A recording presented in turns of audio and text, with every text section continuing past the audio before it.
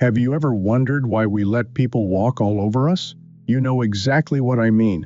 Those folks who seem to have a PhD in pushing your buttons. They cut you off mid-sentence, throw shade with a smile, and treat your boundaries like they're optional extras at a buffet. Well, today we're flipping the script. If you've had enough of being everyone's doormat, you're in the right place. I'm about to share some eye-opening, maybe even unexpected strategies to handle disrespect like a pro, keeping your dignity intact and your blood pressure steady. Stay tuned, because these techniques, they're game changers. Welcome back to the Stoic Quotes channel. My name is Kirill. Don't forget that every subscription, like, and comment motivates me to create new videos. So, make sure to click the subscribe button below to stay connected with the channel that just might significantly improve your quality of life. Let's kick things off with what I call the power pause. This first strategy might sound deceptively simple, but don't let that fool you. It's psychological dynamite. Picture this. Someone's throwing attitude your way, and instead of the usual song and dance, you just watch them. No reaction, no nervous laugh, just pure, undiluted eye contact. Why does this work so beautifully? Simple. It's pattern disruption at its finest. Think about it. These boundary pushers? They've got a whole playbook of expected reactions. They're betting you'll either shrink away or explode. Either way, they win. But when you hit them with that steady, unbothered gaze, it's like throwing a wrench in their mental gears. Let me paint you a picture from my own experience. I was sitting in this meeting. You probably know the scene. There's always that one person who thinks they're the star of the show, right? This guy was interrupting everyone, but especially me, treating the meeting like his personal TED Talk. I tried the polite route, the usual "excuse me," and, as I was saying, nothing worked. So I switched gears. I sat back, planted my feet, and just looked at him. No anger, no frustration, just calm, steady eye contact. 5 seconds. That's all it took. The room got quiet. Other people started noticing. And Mr. Interruptee? He started stumbling over his words, lost his swagger, couldn't even look my way. Best part? He didn't just pipe down for that meeting. He actually started showing respect in future interactions. That's the beauty of the power pause. It's not just about shutting down disrespect in the moment. It's about resetting the whole dynamic moving forward. Sometimes the strongest statement you can make doesn't require a single word. There's something incredible about mastering the art of wordless communication. Think about it. Your presence alone can speak volumes. When you master the power pause we talked about, you're not just using a technique, you're making a profound statement about your self-worth. Here's what most people get wrong.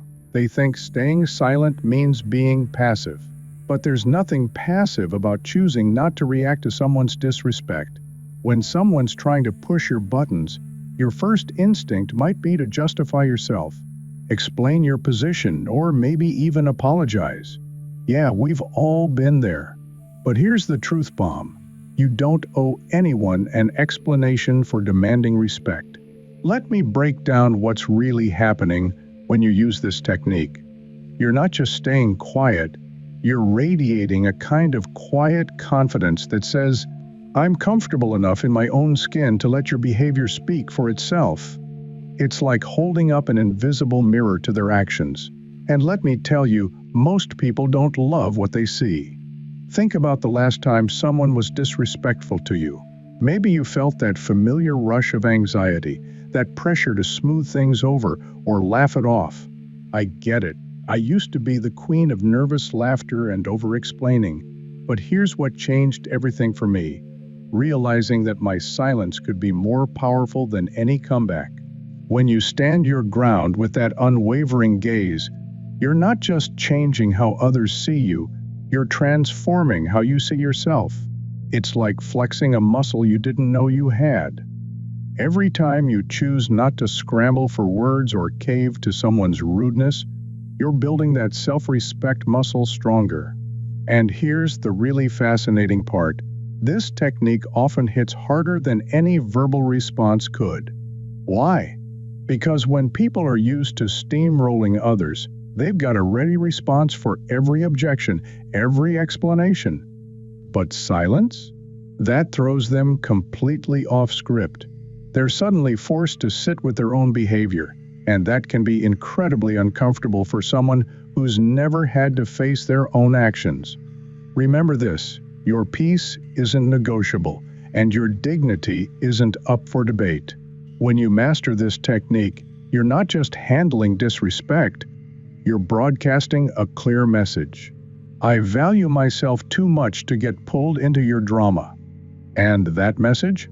It tends to echo long after the moment has passed. Let's talk about the ultimate power move that costs absolutely nothing, pure unfiltered silence. You heard me right. Sometimes the strongest response is no response at all. Now I know what's running through your mind. Won't staying quiet make me look weak? Like I'm just taking it? Trust me, nothing could be further from the truth. Think of silence like a mirror. When someone throws negativity your way and hits nothing but quiet air, suddenly they're forced to look at their own behavior in HD. It's like serving them their own attitude on a silver platter. And let me tell you, most people don't like the taste. Here's the genius behind this approach. People who dish out disrespect are usually following a script in their head. They expect you to get defensive, maybe throw some words back, or at least show that they got under your skin. But when you respond with silence, you're basically changing the whole game. It's like they're throwing punches at a ghost. There's nothing to hit, and they end up looking pretty silly. Let me share a personal story that really drives this home. I had this colleague, you probably know the type, who loved disguising insults as friendly jokes. One day, they took a not-so-subtle jab at my professional abilities, clearly fishing for a reaction. In the past, I might have jumped into defense mode or tried to prove them wrong. Instead, I just gave them nothing. No laugh, no comeback, not even a head shake, just empty air. The result? Pure magic.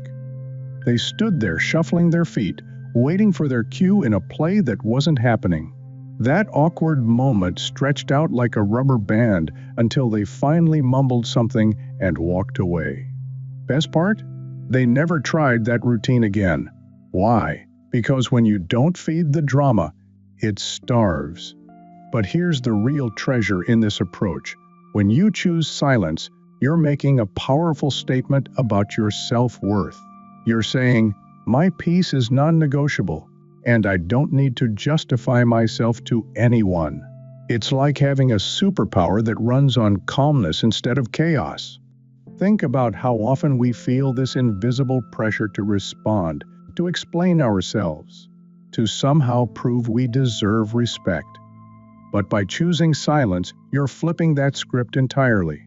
You're not just controlling the situation, you're protecting your energy, your peace of mind, and your dignity.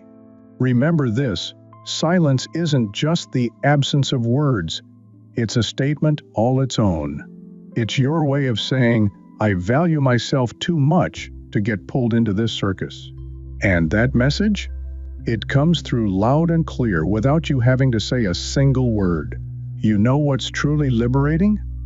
The moment you realize that not every provocation needs your attention. I used to think being strong meant having a comeback for every jab. But here's the truth I discovered. Real power lies in choosing your battles. And sometimes, the battle isn't worth your energy at all. Let me be completely honest here. Mastering silence was a journey for me. Like many of you, I worried that staying quiet meant looking weak. But something fascinating happened when I started experimenting with silence. Those times when I jumped to defend myself, I'd walk away feeling emotionally drained, like I'd just run a marathon in my mind. But when I chose silence, it felt like putting up an invisible shield.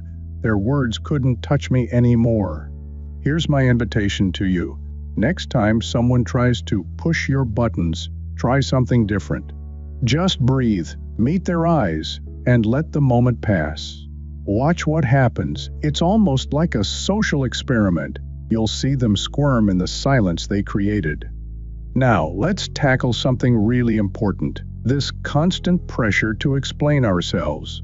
Why do we feel like we need a PowerPoint presentation to justify every life choice we make? Why did you choose that job? Why aren't you coming to this event? Why would you do that? Sound familiar? Here's the revolutionary truth. You don't owe anyone an explanation for your life choices. Period. Full stop. Think about it. When people demand explanations for your decisions, are they really trying to understand? Or are they looking for ways to insert their opinions into your life? Let's get real about why people feel entitled to explanations. Often, it's because your choices make them uncomfortable. Maybe you're doing something they wish they had the courage to do. Maybe you're breaking away from the safe path they've chosen. Your independence might be holding up a mirror to their own unfulfilled desires. This really hits home for me with career changes. Picture this. I was at a crossroads, staring at a fork in the road between security and passion, when I chose to leave my stable career path for something more uncertain, but more aligned with my dreams. Picture this. The moment I announced my career shift, you'd think I declared I was joining a circus on Mars. Suddenly, everyone turned into a career counselor, bombarding me with "but why? And are you sure?" Like clockwork, I'd launch into this detailed defense of my choices, laying out spreadsheets of my soul, trying to convince everyone my decision made sense. But here's where it gets interesting. The more I explained, the more ammunition I gave people to question my choices. It was like trying to fill a bucket with a hole in it. No amount of explanation was ever enough. Then came my light bulb moment, when someone hit me with the usual, "Why would you leave such a great job?" I just smiled and said, "Because it felt right." Simple, clean, done. The reaction? Priceless. It was like I'd short-circuited their programming. They were waiting for my usual song and dance of justification, but instead got nothing. Just calm certainty. And you know what's wild? The questions eventually dried up. By refusing to turn my life choices into a public debate, I'd quietly shown them that their approval wasn't part of my decision-making process. Here's the game changer. When you stop feeling like you need to explain every life choice, you unlock this incredible sense of freedom. It's like putting down a heavy backpack you didn't even realize you were carrying. You're not just saving your breath, you're saving your spirit. All that energy you used to spend justifying your choices, now it goes straight into actually living your life. Let's be honest. When's the last time you saw someone truly crushing it in life stop to explain why they're doing what they're doing? That's right, never. Because real confidence doesn't come with a footnote section. It's not about being rude or dismissive. It's about understanding that your choices are valid simply because they're yours. Think of it this way. Your life isn't a democracy where every decision needs a public vote. It's more like a private exhibition where you're both the artist and the curator. You get to choose what goes on display and what stays in the studio. No explanations required. You know what's funny? I used to think I needed to write a novel explaining every life decision I made, like I was some kind of defense attorney for my own choices. But then something clicked. All this explaining wasn't making me feel more secure. It was actually making me doubt myself more. So I tried something radical, keeping it simple. These days, my response playbook looks very different. Someone asks about a decision, they get one clear sentence.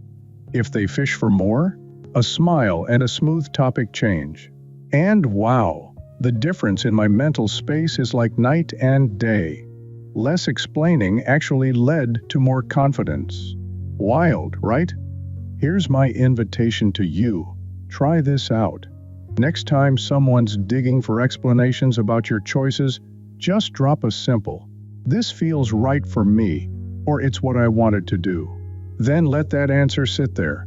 No footnotes, no appendix, no supplementary materials. Trust me, the power in that simplicity will surprise you. You'll start feeling this new kind of freedom, like you've just put down a heavy weight you didn't even know you were carrying. Now, let's talk about something equally important: creating healthy boundaries with people who drain your energy.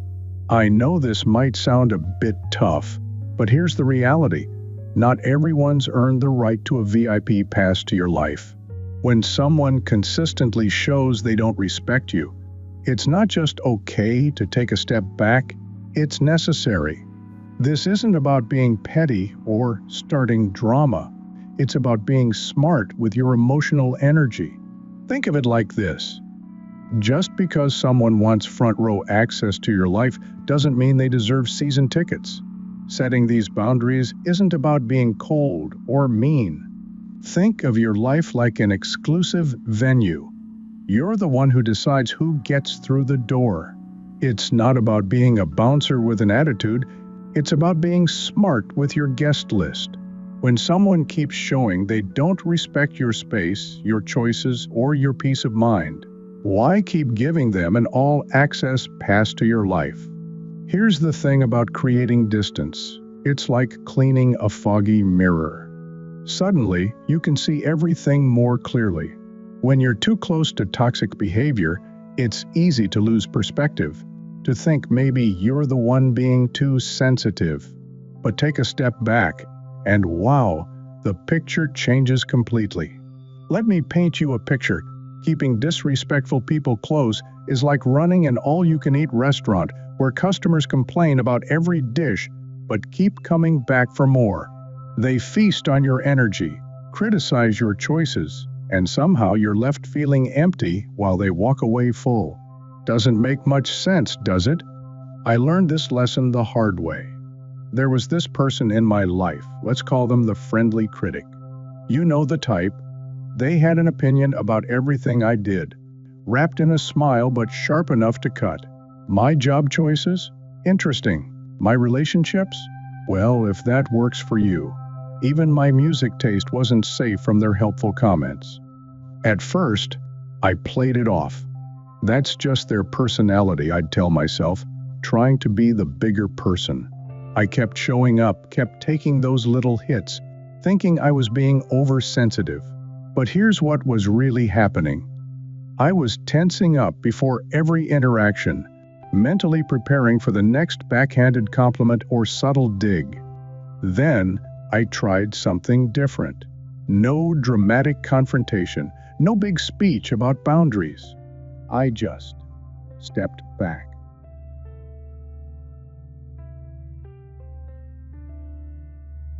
I'd one more, and something amazing happened. I could breathe again. It was like putting down a backpack full of rocks I didn't even realize I was carrying.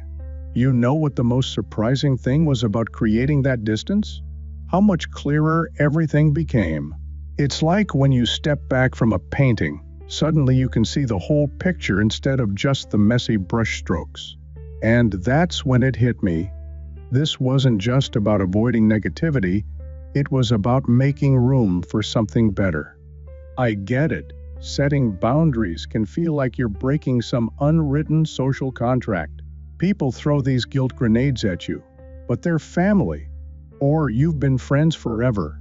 Society's got this weird script where we're supposed to keep toxic people around just because we've known them a long time.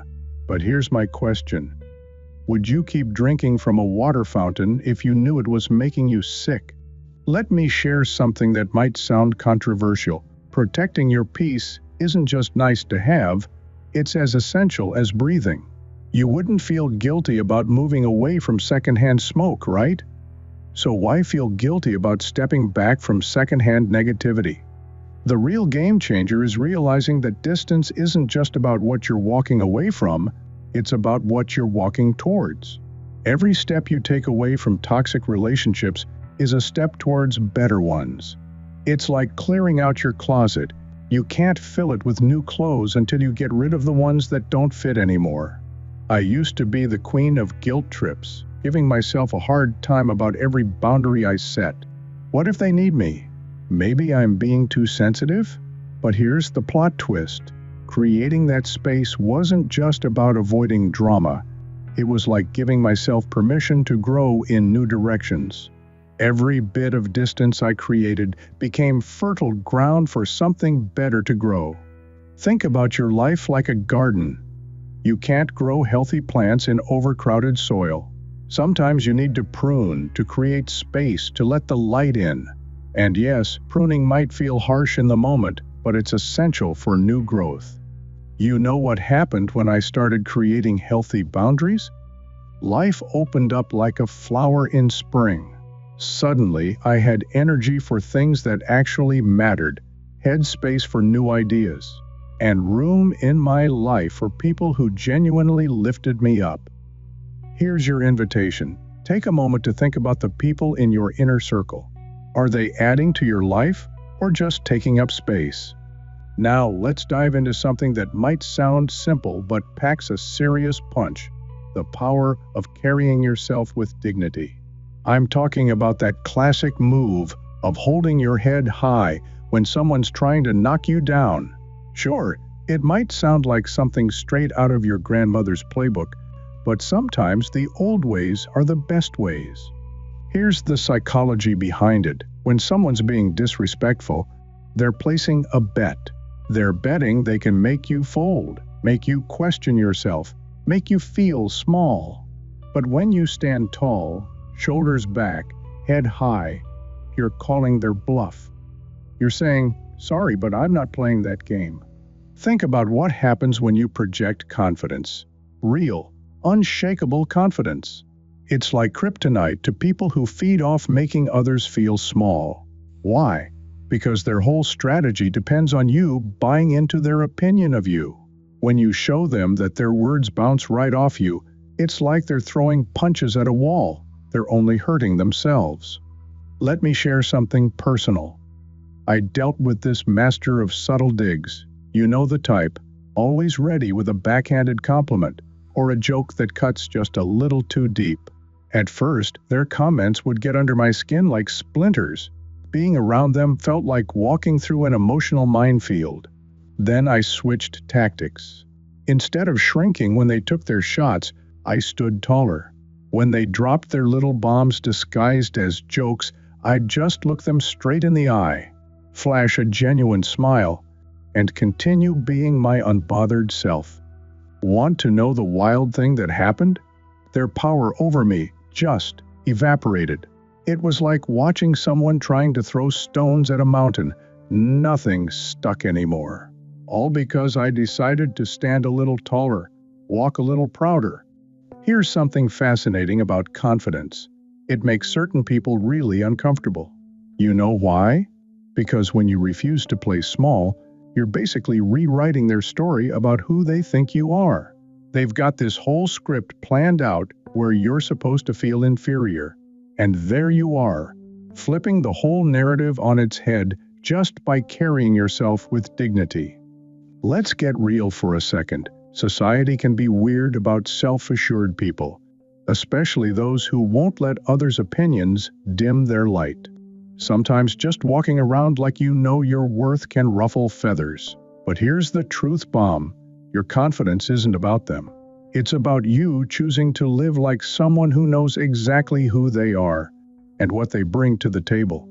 Think of it like wearing an invisible crown.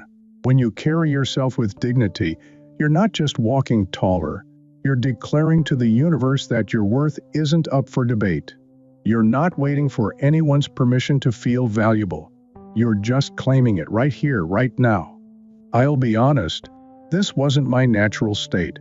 I used to be that person who'd try to disappear when faced with criticism.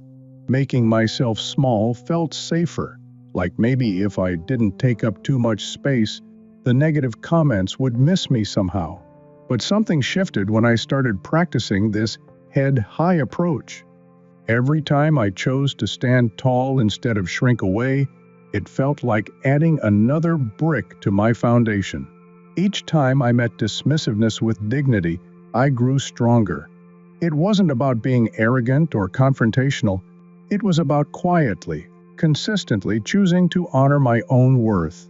The most powerful part? The more I practiced this, the less other people's attempts to diminish me even registered. It's like I developed this force field of self-worth that their negativity just couldn't penetrate.